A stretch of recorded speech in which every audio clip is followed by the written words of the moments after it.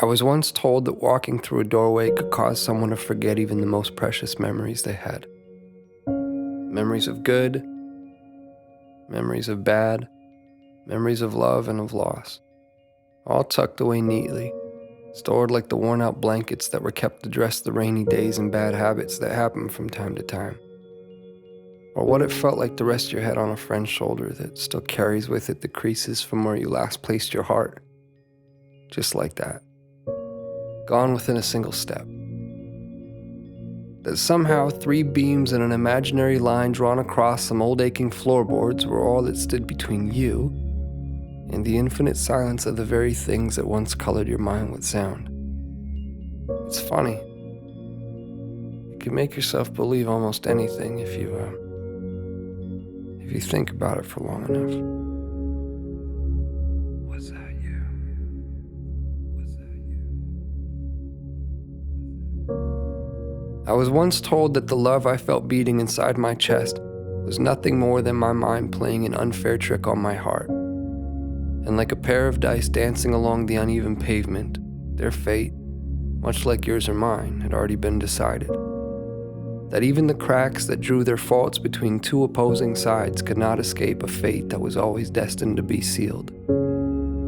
To think that someone could actually believe that the swelling tides of my heart were no more than an anxious highway of ins and outs anchoring my imagination to the castles I've been building in the sky.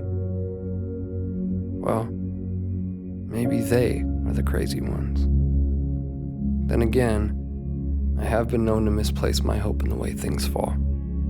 And if I had to confess, there stands a greater chance that I've all but lost my mind in here. So I suppose it's better off this way. Because I've always believed that the odds of finding what you seek tend to favor those who are open to seeking them in the first place. And I, for one, have never quite understood how odds stand to get even without that frame in mind. To be clear, I've seen a million faces. I've seen a million different faces, each one mirroring that of your own. And still, none of them have felt like home to me. None of them have felt like you. So here we are. And I can vaguely and strangely trace your outline. I can remember what it felt like to hold you. I can remember what it was like to stare blindly into your eyes for what felt like an eternity. How could I forget that? I could never forget that. I could never forget you.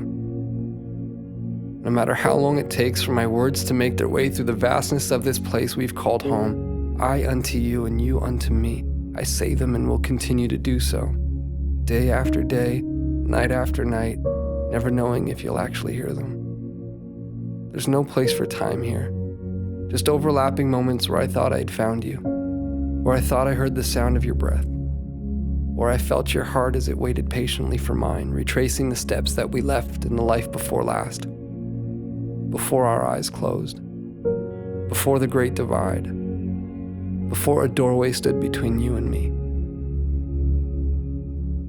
As it stands, I found myself in that doorway again, with both feet in your heart on my sleeve, but I can't bring myself to walk through this time. Not yet, at least. Not until I take one last look and see that it was you. That it was always you. Our hearts strewn across those old fragile floorboards. The silhouettes of each and every one of our memories playing out like a story that we both know we've seen before. I remember now. This was where I first found you. And beyond those closed doors, I will find you again. My love. I will find you again.